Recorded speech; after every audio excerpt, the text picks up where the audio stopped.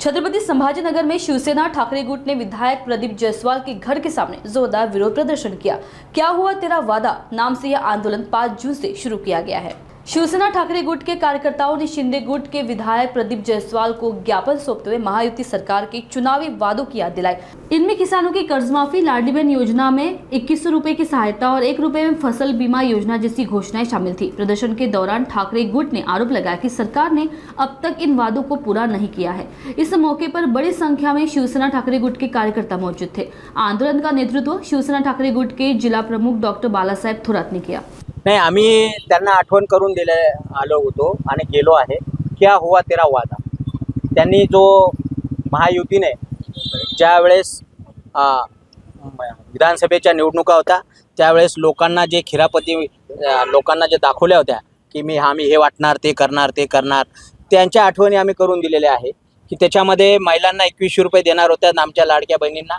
ते 2100 रुपयाचं काय झालं, त्याच्यामधल्याच महिलांचे त्यांनी कमी केले। त्यावेळेस त्यांनी सांगितलं होतं का की यांना आम्ही देणार, यांना नाही देणार। ज्यावेळेस तुम्ही सरसकट सगळ्यांना देताय तर मग त्यांचं परत कशाला काढताय?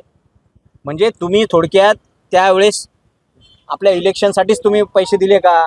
मग तो सरकारचा पैसा आपण जो वाटलेला आहे नागरिकांना वाटलाय तो काय घुसच्या स्वरूपात होता का? त्या पैशाच्या स्वरूपात तुम्ही जे पैसे दिले त्यावेळेस हा एक रिश्वत होती का? हे सगळे प्रश्न निर्माण झालेले आहे। कारण की आता लाडक्या बहिणींना पैसे मिळत नाहीये।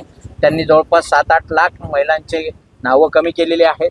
त्याचप्रमाणे या ठिकाणी माननीय मुख्यमंत्री देवेंद्रजी फडणवीस हे ज्यावेळेस इथं आले होते त्यावेळेस त्यांनी घोषणा केली होती की 6 महिन्यात आम्ही आमचं सरकार आल्यावर पाणी देऊ। गेले आता मागचे 2.5 वर्ष आणि हे 6, 7, 8 महिने आतापर्यंत आमच्या या शहराला पाणी मिळालेलं नाहीये।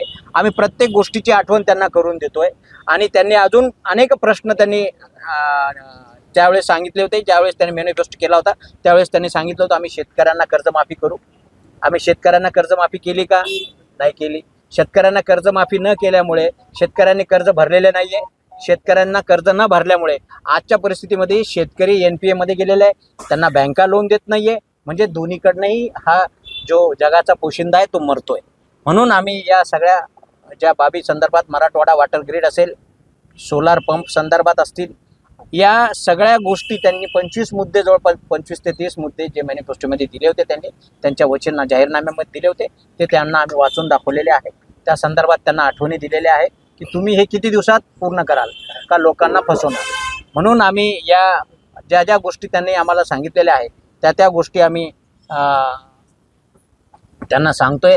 हे MSEBची पण ते आता मोठ्या प्रमाणात लाईट जाते, लोकांना वेटीस धरल्या जात आहे। त्याचप्रमाणे प्रायव्हेट आता MSEBचं जे मीटर आहे ते मीटर लोकांचे फॉल्टी नसताना सुद्धा बळजबरी बदलण्यात येत आहे, त्यांना बसवण्यात येत आहे। अनेक गोष्टी ते करताय।